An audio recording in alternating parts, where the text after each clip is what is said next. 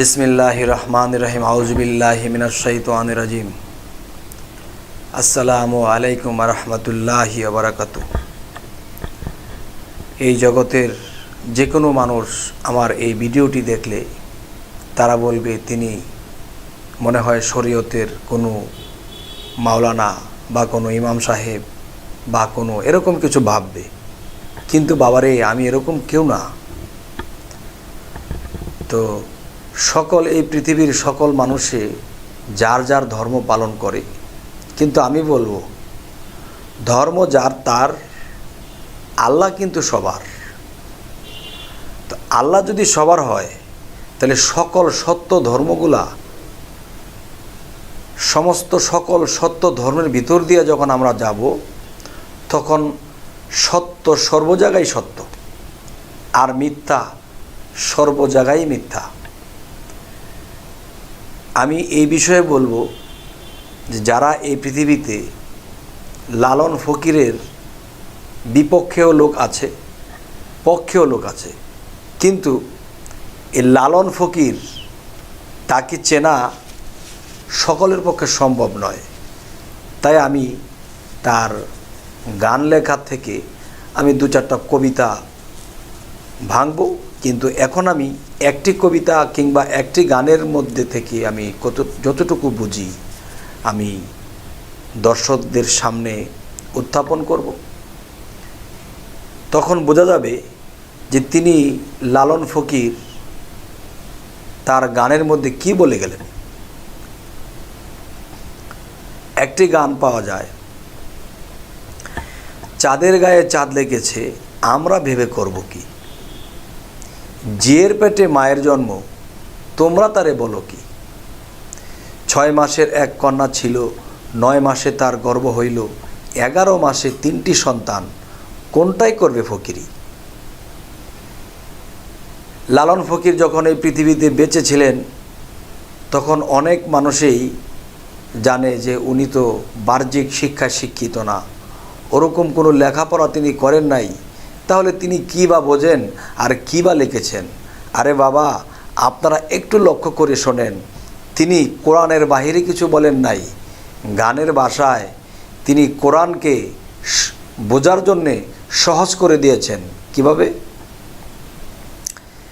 চাঁদের গায়ে চাঁদ লেগেছে আমরা ভেবে করব কি, জিয়ের পেটে মায়ের জন্ম তোমরা তারে বলো কি।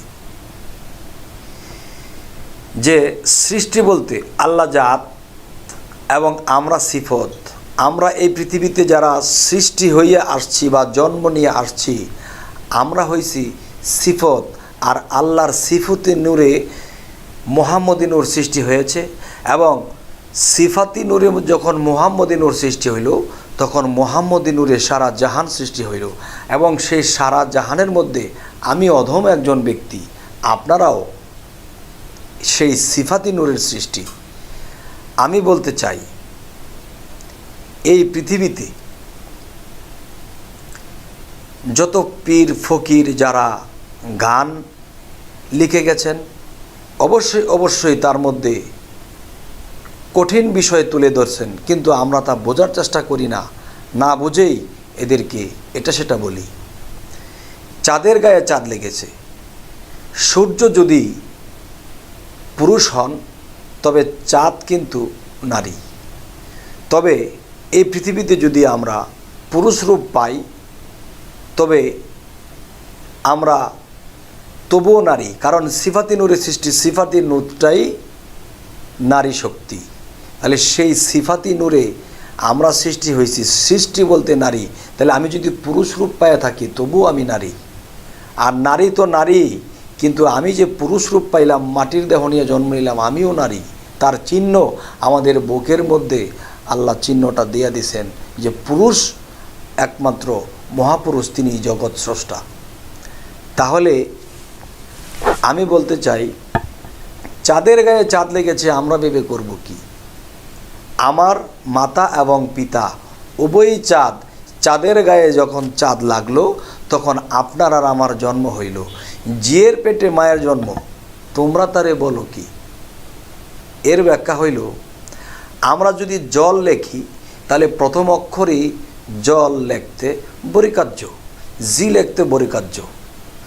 তাহলে সেই কথা যদি আমি উত্থাপন করি, তাহলে জলের পেটে মানে পানির মধ্যে মাটির সৃষ্টি হয়েছে, এই জন্যই বলা হয়েছে যে জিয়ের পেটে মায়ের জন্ম। তার মানে জলের মধ্যে থেকে সাগরে ফেনা হইতে হইতে হইতে হইতে একসময় মাটির সৃষ্টি হয়েছে।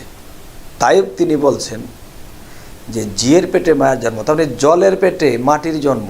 তার মানে পানির মধ্যে ফেনা হইতে হইতে একদিন মাটির সৃষ্টি হয়েছে।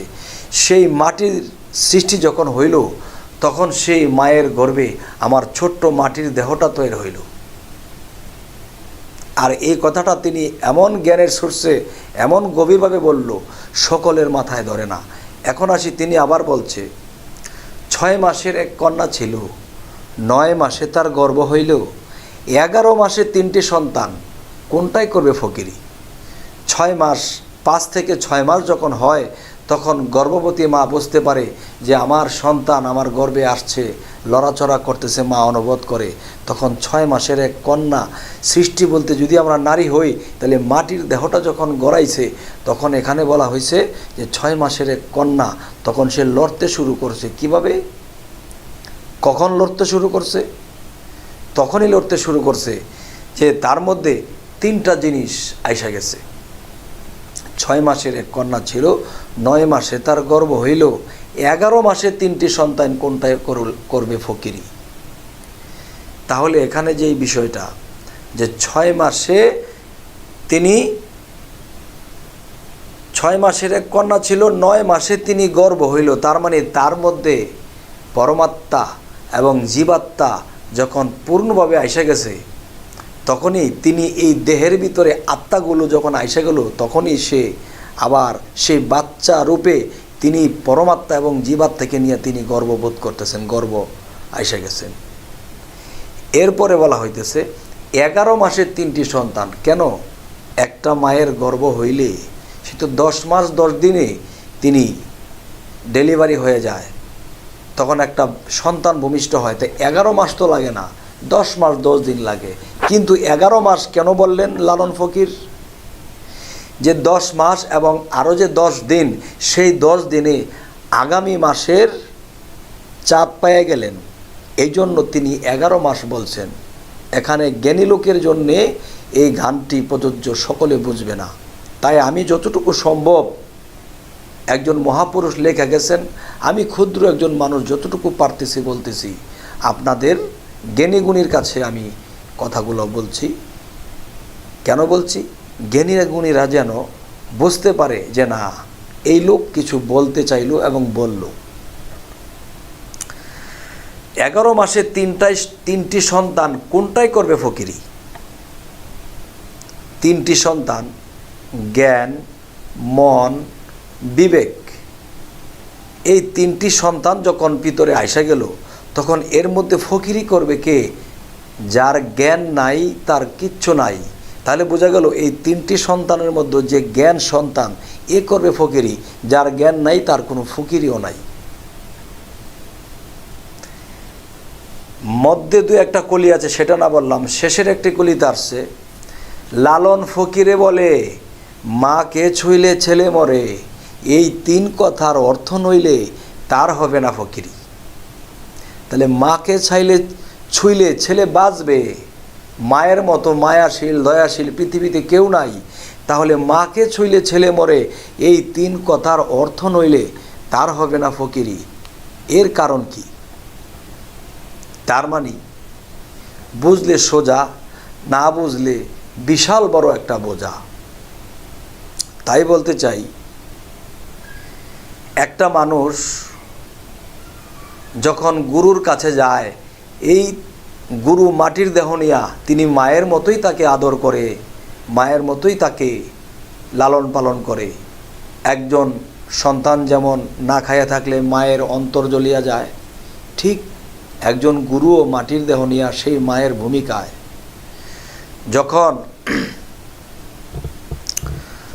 যখন দেখা যায় একজন গুরুর কাছে একজন ভক্ত দিন দিন সাধনা ভজনা নিয়া করতে করতে করতে করতে এমন এক পর্যায়ে চলে যায়, সেই ভক্তর একদিন মহা আউলিয়া হয়। সেই মহা আউলিয়াটার আবার সেই গুরুর কাছ থেকে যেরকম আউলিয়া হয়েছে, আবার গুরুর কাছেই সে ধ্বংস হয়ে যাবে যদি কিছু আইন না বোঝে। এখানে কি বলা হয়েছে? লালন সাহেব ফকিরে বলে, মাকে ছুঁইলে ছেলে মরে, এই 3 কথার ভেদ না জানিলে তার হবে না ফকিরি। যেমন একজন আউলিয়া যখন একজন মুর্শিদের কাছে গইরা উঠল, একজন মহান আউলিয়া হইল, একদিন কিছু ভুলের কারণে সেখানেই সেই গুরু মুর্শিদের কাছে তার ধ্বংস হবে। কিরকম? আমরা যে লবণ খাই, এই লবণের উৎপত্তি কোথায়? পানিতে। তাহলে সেই লবণের নিষ্পত্তি কোথায়? সেই লবণের ধ্বংস কোথায়? সেই পানিতেই। তেমনি একজন গুরু মুর্শিদের কাছে একজন ভক্ত যখন অনেক বড় আউলিয়া হয়, তার যদি আইন কানুন ঠিক না রাখে বা কোনো ভুলে চলে, তখন তার ধ্বংস সেখানেই হবে। এই জন্যই বলছে লালন ফকির, লালন সাহেব ফকিরে বলে, মাকে ছুঁইলে ছেলে মরে, এই 3 কথার অর্থ নইলে তার হবে না ফকিরি। আজ আমার তরিকতের নাম হলো কাদরিয়া চিস্তিয়া, আমার মুর্শিদ আরশাদুল্লাহ চিস্তি। আমি তার কাছেই আমার আত্মার জন্ম গ্রহণ করেছি। এখন আমি যে কথাটা বলতে চাই সেটি হলো, আমাদের বিশ্ব আধ্যাত্মিক জ্ঞান সঞ্চার দরবার শরীফ, যেটা বর্তমানে আমরা যেই দরবারের যেই নামে আমরা আছি, এই দরবারটির নাম বিশ্ব আধ্যাত্মিক জ্ঞান সঞ্চার দরবার শরীফ। যে বিশ্ব আধ্যাত্মিক জ্ঞান সঞ্চার শরীফ বলতে আমরা কি বুঝব? আমরা কি বিশ্বের সমস্ত জ্ঞান নিয়ে নিছি? না।